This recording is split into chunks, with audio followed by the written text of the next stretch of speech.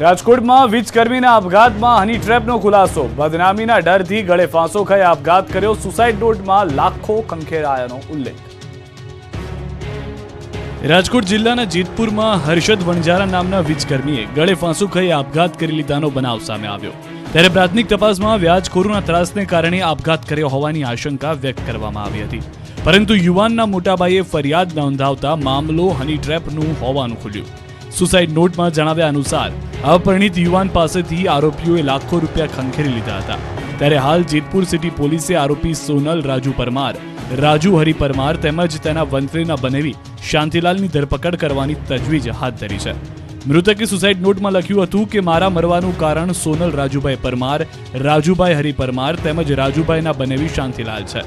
છેલ્લા 5 વર્ષથી આ તમામ લોકો મને હેરાન પરેશાન કરે છે. અત્યાર સુધીમાં મારી પાસેથી તેઓએ રૂપિયા 25 લાખ પડાવી લીધા છે. મૃતકના ભાઈ હરેશભાઈએ પોલીસ ફરિયાદમાં જણાવ્યું છે કે આ લોકો અગાઉ મારા ભાઈને પણ હેરાન કરતા હતા.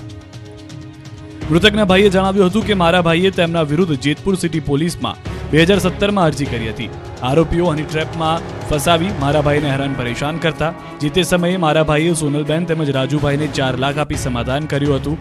મેં મારા ભાઈને જ્યારે રૂપિયાની જરૂર અંગે પૂછ્યું ત્યારે તેને જણાવ્યું હતું કે હું હની ટ્રેપમાં ફસાઈ ગયો હતો. સમાજમાં બદનામી ન થાય તે માટે મેં રૂપિયા વ્યાજે લીધા હતા. હાલ પોલીસે મૃતકનો મોબાઈલ ફોન તપાસ સાથે કબજે લીધો છે તેમજ તેની કોલ ડિટેલ્સ પણ કઢાવવામાં આવશે. મૃતકના મોબાઈલ ફોનમાંથી ફોટો, વિડીયો કે કોલ રેકોર્ડિંગ કોઈ પ્રકારની વસ્તુ છે કે નહીં તે પ્રકારની પણ તપાસ કરવામાં આવશે.